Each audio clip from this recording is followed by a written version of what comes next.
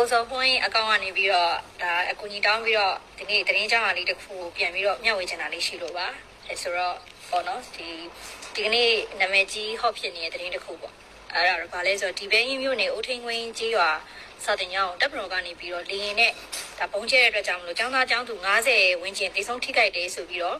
ဒီအကြမ်းဖက်အပေးမီဒီယာခေတ်တစ်ကနေပြီးတော့တင်လာတာကိုတွေ့ရတယ်ဝါရဖြန့်ချီလာတာကိုတွေ့ရတယ်ဆိုဖြစ်စဉ်နဲ့ပတ်သက်ပြီးတော့ကျွန်တော်တို့တတိကုန်းစုံစမ်းနေပေါ့နော်ဒီနေ့ဆိုလို့ရှိရင်ကျွန်တော်တို့ဒီနမခတိုင်းတွင်းထဲမှာကန်ကောဆိုလို့ရှိရင်မိုးမလင်းငယ်ငယ်ကလေးကမှကျွန်တော်တို့ကန်ကောဘက်မှာလည်းအောင်မြင်မှုတွေရရှိတဲ့သတင်းတွေရှိရပြီးတော့ဒီကျွန်တော်တို့တခြားပေါ့နော်ဒီနမခအတိုင်းမှာတခြားသောဖြစ်စဉ်တွေအသေးစိတ်တော့ပြောမပြတော့ပေါ့နော်အဲ့တော့ဖြစ်စဉ်တွေအများကြီးရှိရအဲ့ဟာတွေနဲ့ပတ်သက်ပြီးကျွန်တော်တို့ဘာလို့မှ3ယောက်ပေါင်းပြီးတော့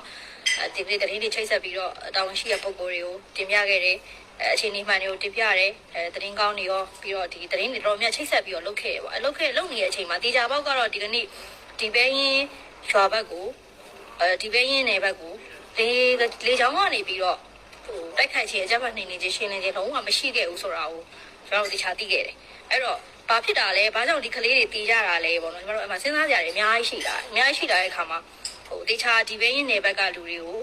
မင်းများစုံစမ်းကြည့်တဲ့အခါမှာတော့အဲ့ဒီဘက်မှာအဲ့ဒီစာတင်ကျောင်းပေါ့နော်အိုထင်းကွင်းရွာစာတင်ကျောင်းကိုသူကကလေးတွေကိုကျောင်းသားကျောင်းသူတွေကိုသူကဖြူစိမ်းဝတ်စုံနေနဲ့ခေါ်ထားတယ်။ဘာလို့ခေါ်ထားရလဲဆိုရင်စန္ဒပြခိုင်းမလို့စန္ဒပြဓာတ်ပုံရိုက်ပြီးတော့လို့ရှိရင်သူကခေတ်တင်မီဒီယာကိုတင်ပြီးတော့အဲ့မှာသူတို့ကပတ်စံတောင်းမယ်။ခေတ်တင်မီဒီယာလည်းသူတို့ပတ်စံပေးပြီးတော့အဲ့ပုံတွေရိုက်ခိုင်းမယ်။အဲ့တော့အဲ့လိုမျိုးတွေရိုက်ခိုင်းတာသူတို့ကအပေးယူတွေသူတို့ကငကိုကလေးမှာရှိပြီးသား။အဲ့ဒီအခြေအနေမျိုးကြီးမှာကလေးတွေကိုခေါ်လိုက်တယ်အိုထင်းကွင်းရွာစာတင်ကျောင်းဘက်ကိုခေါ်လိုက်တယ်ဆန္ဒပြခိုင်းမလို့ဓာတ်ပုံတွေရိုက်ခိုင်းမလို့ခေါ်လိုက်တော့ကလေးဆိုတာတွေကတည့်ရတိုင်းပဲလေလူငယ်တွေဆိုတာကတော့စူဇန်နဲ့စိတ်တွေရှိကြတယ်အဲ့တော့စူဇန်ကဘာလုပ်လဲဆိုတော့ဒီမှာအဲ့ဒီအိုထင်းကွင်းရွာမှာအရင်တော့ကသူတို့ကိုယ်တိုင်ပဲဒီအိုထင်းကွင်းရွာစာတင်ကျောင်းထဲမှာသူတို့ကိုယ်တိုင်ပဲ TikTok ကနေပြီးတော့ဗီဒီယိုဖိုင်တွေတင်ထားတယ်အဲ့ဒီမှာဘုံသီးတွေနော်ပြီးရင်ဒီ drone မှာတက်တဲ့ပြီးတော့တင်ထားပူးခဲ့တဲ့ file တွေရှိတယ်အဲ့ file တွေလည်းကျွန်တော်ဒီတက်ကန်နေလည်းလာပြတယ်အဲ့ဒီအိုထင်းကွင်းရွာစာတင်ကျောင်းပါတဲ့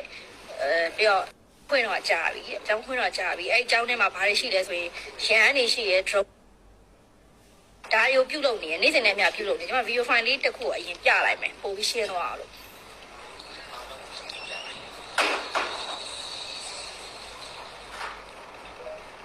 ဗီဒီယိုကလည်းတူတယ်မှာပါဒါသူတို့ကိုယ်တိုင်အဲ့ဒီစာတင်ကျောင်းထဲမှာ drone တွေဘုံသီးတွေပြုတ်လုပ်နေတဲ့ဗီဒီယိုဖိုင်ဖြစ်ပါတယ်